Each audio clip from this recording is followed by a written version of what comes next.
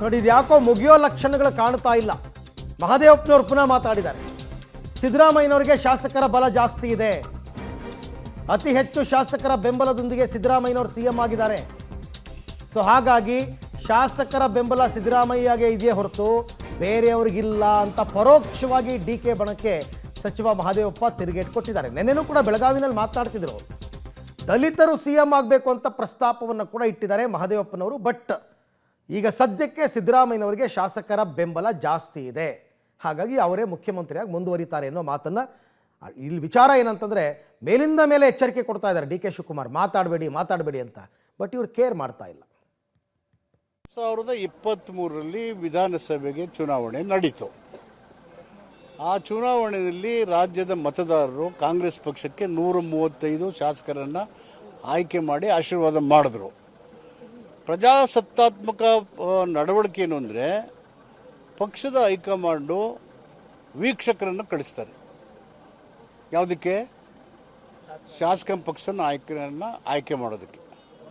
ಅದು ಯುನಾನಿಮಸ್ ಇರ್ಬೋದು, ಕಾನ್ಸೆನ್ಸ್ ಇರ್ಬೋದು, ಅಥವಾ ಕಂಟೆಸ್ಟ್ ಇರ್ಬೋದು, ಯಾವುದೇ ಮಾರ್ಗಗಳು ಮಾಡ್ಬೋದು.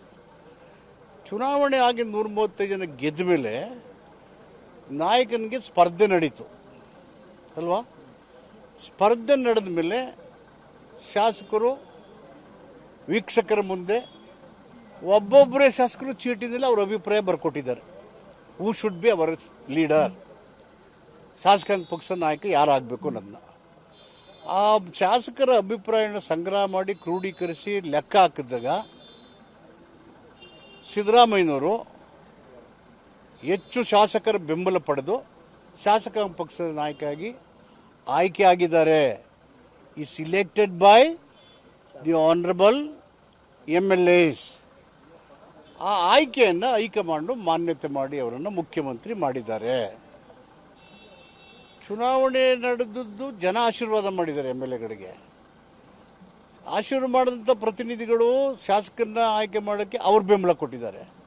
ಇವೆಲ್ಲವನ್ನು ಗಮನಿಸಿದ ಹೈಕಮಾಂಡು ಜನರ ಆಶೀರ್ವಾದ, ಶಾಸಕರ ಬೆಂಬಲ ಎಲ್ಲವನ್ನ ಕ್ರೋಢೀಕರಿಸಿ ಅವರ ಅಭಿಪ್ರಾಯದಿಂದ ಸಿದ್ದರಾಮಯ್ಯ ಮುಖ್ಯಮಂತ್ರಿ ಮಾಡಿದರು. ಈ ಬಗ್ಗೆ ಮತ್ತಷ್ಟು ಮಾಹಿತಿ ನನ್ನ ಕೊಲೀಗ್ ರವೀಶ್ ಅವರಿಂದ ಪಡ್ಕೊಳ್ಳೋಣ. ರವೀಶ್, ಸಾಮಾನ್ಯವಾಗಿ ಮಹದೇವಪ್ಪನವರು ಇಷ್ಟು ತಾಳ್ಮೆಯಿಂದ ಇಷ್ಟು ನಿಧಾನಕ್ಕೆ ಎಲ್ಲವನ್ನೂ ಎಕ್ಸ್ಪ್ಲೈನ್ ಮಾಡೋ ವ್ಯಕ್ತಿ ಅಲ್ಲ. ಬಟ್ ಇನ್ಸಿಸ್ಟ್ ಮಾಡಿ ಈ ಥರ ಹೇಳ್ತಿದ್ದಾರೆ. ಹೆಂಗೆ ಸಿದ್ದರಾಮಯ್ಯನವರು CM ಆದರು ಅಂತಂದರೆ ಮತ್ತೆ ಮತ್ತೆ ಮತ್ತೆ ಮತ್ತೆ ಅದನ್ನು ಜನಗಳಿಗೆ ತಲುಪಿಸ್ಬೇಕು ಅಂತ ಎಚ್ಚರಿಕೆ ಕೊಟ್ಟರು ತಲೆ ಕೆಡಿಸ್ಕೊಳ್ದೇನೆ ಯಾಕೆ ಈ ರೀತಿ ಸಿದ್ದರಾಮಯ್ಯ ಬಣದ ಸಚಿವರು ಈ ರೀತಿ ಮಾತನಾಡ್ತಾ ಇರೋದು ಅಂತ. ಅರವಿಂದ್, ಖಂಡಿತವಾಗಿ ಕೂಡ ಸ್ವಾಮೀಜಿ ಒಂದು ಹೇಳಿಕೆಯನ್ನು ಕೊಟ್ಟರು. ಅದರ ಬೆನ್ನಲ್ಲೇ CM ಮತ್ತೆ CM ಟೀಮ್ ಕೂಡ ದೆಹಲಿಗೆ ತೆರಳಿತ್ತು. ಅದಾದ ಬಳಿಕ ಎಲ್ಲ ಒಂದ್ ಕಡೆ ದೆಹಲಿಯ ಕೆಲಸ ಕಾರ್ಯಗಳನ್ನೆಲ್ಲವೂ ಕೂಡ ಮುಗಿಸ್ಕೊಂಡು ಅಲ್ಲೇ ಕೂಡ ರಾಜಕೀಯ ತಂತ್ರಗಾರಿಕೆಗಳನ್ನ ಮಾಡ್ದಂಗೆ ಕಾಣ್ತಾ ಇದೆ. ಅಂದ್ರೆ ಎಲ್ಲ ಒಂದ್ ಕಡೆ ಸುಮ್ಮನೆ ಬಿಟ್ರೆ ಎದುರಾಳಿ ಬಣದಿಂದಲೂ ಕೂಡ ಜಾಸ್ತಿ ಒತ್ತಡ ಆಗ್ಬಹುದು ಅನ್ನೋ ಕಾರಣಕ್ಕೋಸ್ಕರವಾಗಿ ಸಿದ್ದರಾಮಯ್ಯ ಬಣದಿಂದ ಕೂಡ ರೀಸ್ಟ್ರಾಟಜಿಯನ್ನ ಮಾಡ್ತಾ ಇದ್ದಾರೆ. ಅಂದ್ರೆ ಏನೆಲ್ಲ ಪ್ರಕ್ರಿಯೆಗಳ ನಡೆಯಿತು ಅದನ್ನ ಜ್ಞಾಪಿಸ್ಕೊಡೋದ್ರ ಮೂಲಕ ತಿರುಗೇಟನ್ನ ಕೊಡೋದ್ರ ಜೊತೆಗೆ ಎಲ್ಲ ಒಂದ್ ಕಡೆ ಶಾಸಕರ ಬೆಂಬಲ ಸಿದ್ದರಾಮಯ್ಯನವ್ರಿಗಿದೆ ಅನ್ನೋದನ್ನ ಒಂದ್ ರೀತಿಯಲ್ಲಿ ಒತ್ತಿ ಹೇಳುವಂತ ಪ್ರಯತ್ನ ಇದಾಗಿದೆ ಅಂತ ಸ್ಪಷ್ಟವಾಗಿ ಹೇಳ್ಬೋದಾಗಿದೆ. ಯಾಕಂದ್ರೆ ಒಂದು ಮಾತನ್ನ, ಒಂದು ಪದವನ್ನು ಕೂಡ ಯೂಸ್ ಮಾಡ್ತಾರೆ. ಅಂದ್ರೆ CM ಸ್ಥಾನ ಏನಿದೆ ಅದು ಕಡಲೆಪುರಿ ಎಲ್ಲ ಬೊಕ್ಸೆ ಎತ್ತು ಕೊಡೋದಕ್ಕೆ, ಅದನ್ನು ಶಾಸಕರ ಒಂದು ಆಯ್ಕೆಯಿಂದ ಆಗಿರ್ತಕ್ಕಂಥದ್ದು. ಹೈಕಮಾಂಡ್ ವೀಕ್ಷಕರನ್ನ ಕಳಿಸಿದೆ, ಮತ್ತೆ ಪ್ರತಿಯೊಬ್ಬ ಶಾಸಕರು ಯಾರು CM ಆಗ್ಬೇಕು ಅಂತ ಚೀಟಿಲಿ ಬರೆದು ಕೊಟ್ಟಿದ್ದಾರೆ. ಈ ರೀತಿಯ ವಿಚಾರಗಳನ್ನ ಎತ್ತಿರ್ತಕ್ಕಂಥದ್ದು ಎಲ್ಲ ಒಂದ್ ಕಡೆ ಸಿದ್ದರಾಮಯ್ಯ ಕಡೆಯಿಂದ ಒಂದ್ ರೀತಿಯಲ್ಲಿ ಬಲಯುತವಾಗಿ ನಾವು ಫೈಟ್ ಮಾಡ್ತೇವೆ, ಅಷ್ಟು ಸುಲಭ ಅಲ್ಲ ಅನ್ನೋದನ್ನ ವಿರೋಧಿಗಳಿಗೆ ಸಂದೇಶವನ್ನ ರವಾನೆ ಮಾಡೋಕ್ಕೋಸ್ಕರ ಈ ಸ್ಟ್ರಾಟಜಿಯನ್ನ ಮಾಡ್ತಾ ಇರ್ಬೋದು. ಇದನ್ನ ಕಾಂಗ್ರೆಸ್ನ ಹೈಕಮಾಂಡ್ ಯಾವ ರೀತಿ ಒಂದ್ ರೀತಿಯಲ್ಲಿ ಮ್ಯಾನೇಜ್ ಮಾಡುತ್ತೆ, ಬ್ಯಾಲೆನ್ಸ್ ಮಾಡುತ್ತೆ ಅಥವಾ ವಾರ್ನ್ ಮಾಡುತ್ತೆ ಅಂತ ಕೂಡ ಕಾದ್ ನೋಡ್ಬೇಕಾಗತ್ತೆ. ಯಾಕಂದ್ರೆ ಹೀಗೆ ಬಿಟ್ರೆ ಖಂಡಿತವಾಗಿ ಕೂಡ ಎರಡೂ ಬಣಗಳಿಂದ ಇನ್ನಷ್ಟು ಒಂದ್ ರೀತಿಯಲ್ಲಿ ಮಾತಿಗೆ ಮಾತು, ಜೊತೆಗೆ ಈ ರೀತಿಯ ಪ್ರಸ್ತಾಪಗಳು, ಕ್ಲೈಮ್ ಏನಿದೆ ಈ ರೀತಿಯ ಕ್ಲೈಮ್ ಕೂಡ ಜಾಸ್ತಿ ಆಗುವಂತ ಚಾನ್ಸಸ್ ಕೂಡ ಜಾಸ್ತಿ ಇರುತ್ತೆ. ಆ ಕಾರಣಕ್ಕೋಸ್ಕರವಾಗಿ ಕಾಂಗ್ರೆಸ್ನ ಹೈಕಮಾಂಡ್ನ ಮಧ್ಯಪ್ರವೇಶ ಯಾವಾಗ ಅನ್ನೋದು ಕೂಡ ಕಾದ್ ನೋಡಬೇಕು. ಅರವಿಂದ್, ಡಿ.ಕೆ. ಶಿವಕುಮಾರ್ ನಾನು ಪಕ್ಷನಿಷ್ಠ, ನಾನು ಅಧ್ಯಕ್ಷನಾದ ಮೇಲೆ ಕಾಂಗ್ರೆಸ್ ಪಕ್ಷ ಬದಲಾಯಿತು, ನನ್ನಿಂದ ಅಧಿಕಾರಕ್ಕೆ ಬಂದ್ವಿ ಅಂತ ಅವ್ರು ಹೇಳ್ಕೊತಾರೆ. ಈ ಕಡೆ ಶಾಸಕರ ಬೆಂಬಲ ನನಗಿದೆ ಅಂತ ಸಿದ್ದರಾಮಯ್ಯನವ್ರ ಕಡೆ ಅವ್ರು ಹೇಳ್ಕೊತಾರೆ. ಹೇಗೆ ಹೈಕಮಾಂಡ್ ಇದನ್ನು ಹೇಗೆ ಮ್ಯಾನೇಜ್ ಮಾಡಬೇಕು ಹಾಗಾದ್ರೆ ಅಂತ? ಅರವಿಂದ್, ಖಂಡಿತವಾಗಿ ಕೂಡ ಅಧಿಕಾರ ಕಾಂಗ್ರೆಸ್ಗೆ ಸಿಕ್ಕ ಬಳಿಕ 136+ ಸ್ಥಾನಗಳೇನು ಸಿಕ್ಕಿದ್ವು ಆ ಸಂದರ್ಭದಲ್ಲಿ ಇದೇ ರೀತಿಯ ಒಂದು ರೀತಿಯಲ್ಲಿ ತಿಕ್ಕಾಟ ಜೊತೆಗೆ ಒಂದು ರೀತಿಯಲ್ಲಿ ಕಗ್ಗಂಟು ಹೈಕಮಾಂಡ್ ಮುಂದೆ ಇತ್ತು. ಹಾಗಾಗಿ ಎರಡೂ ಕಡೆಯಿಂದಲೂ ಕೂಡ ಒಂದು ಕಡೆ ಮಾಸ್ ಲೀಡರು ಜೊತೆಗೆ ಆ ಒಂದು ನಾಯಕತ್ವ ಅಂದ್ರೆ ಸಿದ್ದರಾಮಯ್ಯನವ್ರದ್ದು, ಇನ್ನೊಂದು ಕಡೆ ಪಕ್ಷ ಸಂಘಟನೆಯಲ್ಲಿ DK ಶಿ ತೋರಿಸಿರ್ತಕ್ಕಂಥ ನಿಷ್ಠೆ ಜೊತೆಗೆ ಆ ಒಂದು ಸಂಘಟನೆ ಶ್ರಮ ಎಲ್ಲವನ್ನು ಕೂಡ ಲೆಕ್ಕ ಹಾಕಿ ಇಬ್ಬರು ನಾಯಕರು ಒಟ್ಟಿಗೆ ಹೋಗ್ಬೇಕು ಅಂತೇಳಿ ಹೈಕಮಾಂಡ್ನ ಮುಂದೆ ಒಂದು ರೀತಿಯಲ್ಲಿ ಒಪ್ಪಂದದ ಸೂತ್ರ ಆಗಿತ್ತು.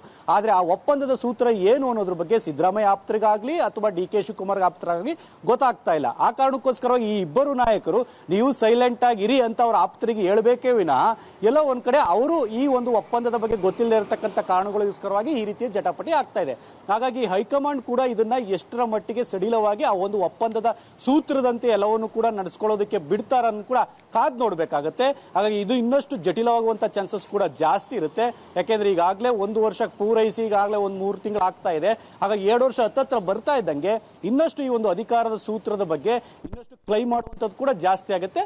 ಅಲ್ಲಿ ತನಕ ಕಾಂಗ್ರೆಸ್ನ ಹೈಕಮಾಂಡ್ ಯಾವ ರೀತಿ ಬ್ರೇಕ್ ಹಾಕುತ್ತೆ, ಯಾವ ರೀತಿ ಬ್ಯಾಲೆನ್ಸ್ ಮಾಡುತ್ತೆ ಕಾದ್ ನೋಡ್ಬೇಕು. ಅವ್ರಿಗೆ ಓಕೆ ರವೀಶ್, ಥ್ಯಾಂಕ್ ಯು ತಮ್ಮ ಎಲ್ಲ ಮಾಹಿತಿಗಾಗಿ. ಸೊ ಇನ್ನೊಂದು 5-6 ತಿಂಗಳು ಅಲ್ಲಿ ತನಕ ಇದು ಇನ್ನೂ ತೀವ್ರಗತಿಗೆ ಹೋಗುತ್ತಾ ಅಥವಾ ಮಧ್ಯದಲ್ಲೇ ಹೈಕಮಾಂಡ್ ಇದಕ್ಕೆ ಬ್ರೇಕ್ ಹಾಕುತ್ತಾ, ಏನಾದರೂ ಸಂಧಾನ ಸೂತ್ರದ ಅಡಿ ಕಾದ್ ನೋಡೋಣ.